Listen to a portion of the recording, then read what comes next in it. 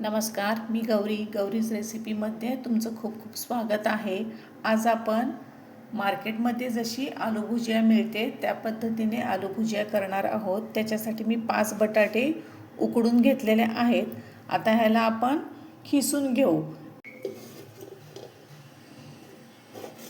सगळे बटाटे आपण व्यवस्थित असे खिसून घेऊत। बटाटा आपला किसून झालेला आहे। आता मी बाकीचं जे साहित्य आहे ते तुम्हाला करतच सांगेन। गॅसवर कढई ठेवलेली आहे गरम करायला। त्याच्यामध्ये 1 चमचा कसुरी मेथी घालते। याला अगदी थोडंसं गरम करून घेऊ आपण। भुजियामध्ये याचा फ्लेवर खूप छान येतो। अगदी 1 मिनिट याला गरम करून गॅस बंद करून तोपर्यंत ही थंड होते। बंद करून ह्याच्यामध्येच ठेवू। तोपर्यंत बाकीचं साहित्य आपण घालू जे थंड होते। आता या किसलेल्या बटाट्यामध्ये आपल्याला अर्धा चमचा धने पावडर घालायची आहे। 1 चमचा आमचूर पावडर, थोडीशी हळद, 1.5 चमचा लाल तिखट, चिमटभर हिंग, चवीनुसार मीठ, साधारणतः 1.5 चमचा घेतलेला आहे। आणखीन एक कसुरी मेथी, ह्याला मी हाताने बारीक करून घेते। कसुरी मेथी चुरून घेतलेले आहे। ह्याला मी आता चाळून घालते, नाहीतर ह्याच्या काड्या मध्ये येणार। 1.5 चमचा तेल घालू। ह्याच्यात कच्चंच आहे, गरम करण्याची गरज नाही आहे। आता हे मिश्रण आपण मिक्स करून घेऊत। हे मिश्रण आपलं अगदी व्यवस्थित मळून झालेलं आहे। आता त्याच्यामध्ये आपल्याला बेसन घालायचं आहे। 3 वाटी हे बेसन आहे। ह्याच्यात जितकं बसतं तितकं बेसन आपल्याला घालायचं आहे। बटाटा उकडलेला असल्यामुळे त्याच्यात पाण्याचा अंश असतो, नाहीतर पातळ होईल आणि आपली शेव व्यवस्थित होणार नाही। शेवसाठी हे जे आपण बेसन घातलेलं आहे, हा गोळा जास्त सैलही नाही झाला पाहिजे, आणखीन जास्त घट्टही नाही झाला पाहिजे।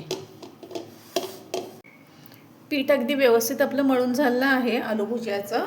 हे साच्यामध्ये आपल्याला हे भुजियासाठी मळलेलं पीठ घालायचं आहे। ह्याची जी चकती आहे, खरखरीत बाजू जी आहे ती आपल्याला बाहेरच्या बाजूला करायची आहे। आणि ह्या साच्याला आपल्याला तेल लावून घ्यायचं आहे। लांबट करून ह्याच्यात आपल्याला घालायचं आहे।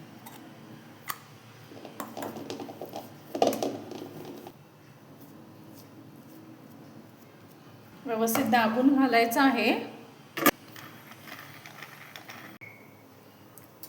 तेल आपलं कढलेलं आहे व्यवस्थित। हे पहा, व्यवस्थित आपलं तेल कढलेलं आहे। आता ह्याच्यात आपल्याला आलू भुजिया गाळून घ्यायची आहे।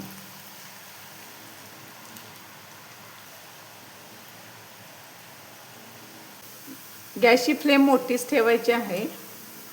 त्याच्यावरचे बबल्स गेल्यानंतरच आपल्याला ह्याला पलटायचं आहे।